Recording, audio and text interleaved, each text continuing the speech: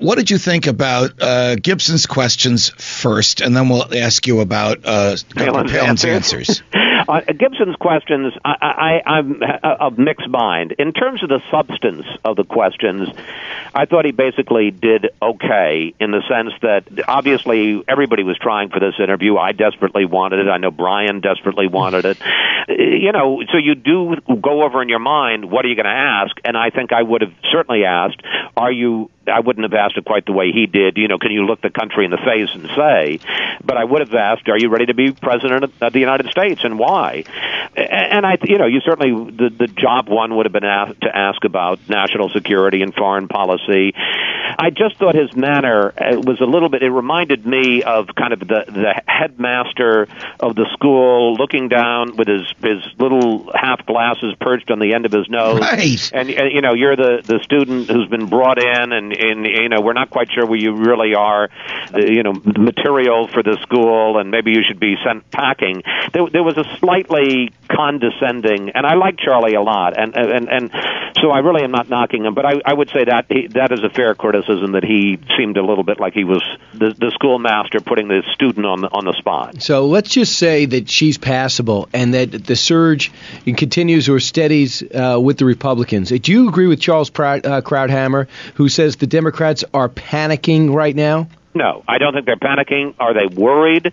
Absolutely. And look, it's there's a phenomenon going on here, and the fact is, I don't go back as far as you do, Brian, but I've been covering national politics since 1980. I've never seen anything like this. I have never seen somebody go from 0 to 60 and burst on the stage and become a political phenomenon and a cultural and social phenomenon the way she has, and it certainly has changed the entire dynamic of the campaign. McCain is now on offense. He was on defense. Obama's now on defense. He was on offense.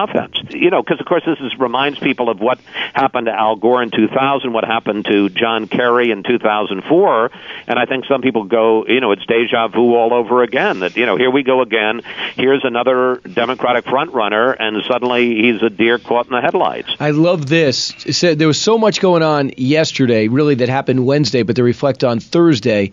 Pontius Pilate comment, the only reason she's a good candidate is because she didn't have an abortion comment. And then there's Joe Biden endorsing Hillary over himself. I don't make a big deal about that. I will say this about Joe Biden. He ought to have an alarm that goes off in his head that whenever he says, quite frankly, or literally, or to be honest, let's be honest, he ought to just shut up, because whatever comes out next is always a mistake. It's like he was just trying to say, the question was something sort of critical about Hillary, and he was just trying to be supportive of her and a gentleman, and I think he genuinely does admire her, and he went one line too much, and that's what gets him in trouble, although sometimes he goes like about 6 sentences too much. Chris, if you were not a journalist, but instead were doing the Howard Wolfson position, you're one of the caretaker communications directors with McCain Palin, would you now limit the governor from doing many shows like yours from here on in? No, I don't think so, because look, first of all, I think the first interview is going to be the toughest.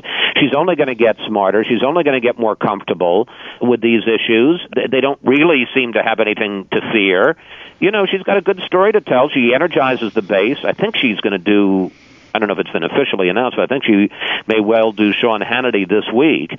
I'd put her out, and particularly, there's a show on Sundays. It's called Fox News Sunday. I think it's a sure bet they should put her on that show. One of your former guests on Fox News Sunday, in a notorious finger-wagging interview, had lunch with Barack Obama yesterday at his office in Harlem and said Barack Obama's going to win handily. He also said, I'm going to work for him for about a month.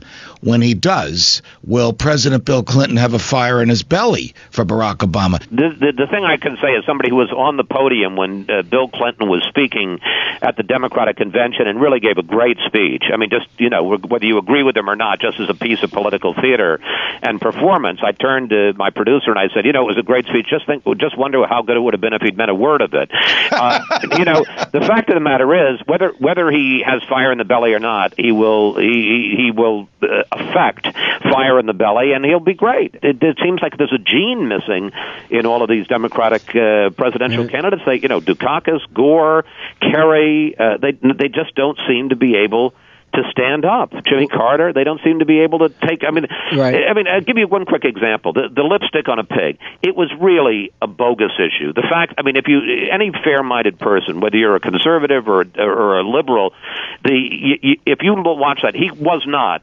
attacking Sarah Palin. He hadn't mentioned her once in 25 minutes. It was the use of an old cliche, which McCain has used. But give credit to the McCain campaign. They jumped on it. They made it an issue. And there was poor Obama for 24 hours in a spin cycle, and he couldn't get control of it. And the Republicans just seem better at this than the Democrats do. And the only one who really did seem good at it in recent memory was Bill Clinton. So if he can get some of that, Obama can get a testosterone transplant from Clinton, but they just don't seem. You got that little smirk on your face, and you think you're so clever. Hey, there's the testosterone, Chris. Hey, Chris, before we let you go, I did not know it was permanent. I thought he was definitely going to change his mind, but clearly after spending 2 weeks hanging out with Brit Hume on and off, he's moving on. Managing director. Do you want that job? Managing editor? The managing editor? Yeah. Do you want that to maybe take over that show or maybe Brian, decide? You're not supposed to ask these things on air. Well, Chris would ask me. That you would like the lead chair and not Steve Ducey? No, I'm on a couch. I don't know what you're seeing from your area. Come on, we know Steve Ducey's the lead. Come on, you look at the thing. He's the left-hand chair. That's the anchor. Jet's the lead. He's the lead dog. He's the alpha dog. Are you going to answer the question? Oh, Hillary. Listen, I guess he's not answering. I guess there's some questions that are too tough. Here's the answer. One time during the primaries, we were on till like 1 o'clock in the morning, and everybody was sort of grousing about how we had to stay there until they could make the call. I think it was in Indiana, which they were delaying. And Shepard Smith is a much bigger star than I am. He's a much bigger star than either of you guys are. He makes an enormous amount of money, and we're all sitting there going, "Geez, how long do we have to stay here?" And Shepard couldn't have been happier. And I said, "Why are you so good-tempered about this whole thing?" He said, "Whatever Roger Ailes wants me to do, I'll do." And from that day since, I have taken that as my mantra. Whatever, if Roger Ailes asks me to do something, if he asked me to share a couch with you, yes, sir, Roger. You would not, but I understand the genre. Why do you do this to me, Brian? Why do you I come on, I try to be adult, and you get me in the sandbox. I asked you a question about your career. Well, there you go. What did you think, incidentally, of the whole... I can't go. We have to take a break. The Gallagher thing. No, not Gallagher. What's his name? Brian. What's the guy's name? What are you talking about? Brian, the guy on the comic on Till Death Do Us Part or whatever it's called. I had to go do this show. I didn't stay for the after the show. We only heard about it. Chris Wallace, always a pleasure. Regardless of what Kilmeada's whispering. Thank you. Named to the coveted list of the best talk show hosts in America. You're not aware of this? Brian and the Judge.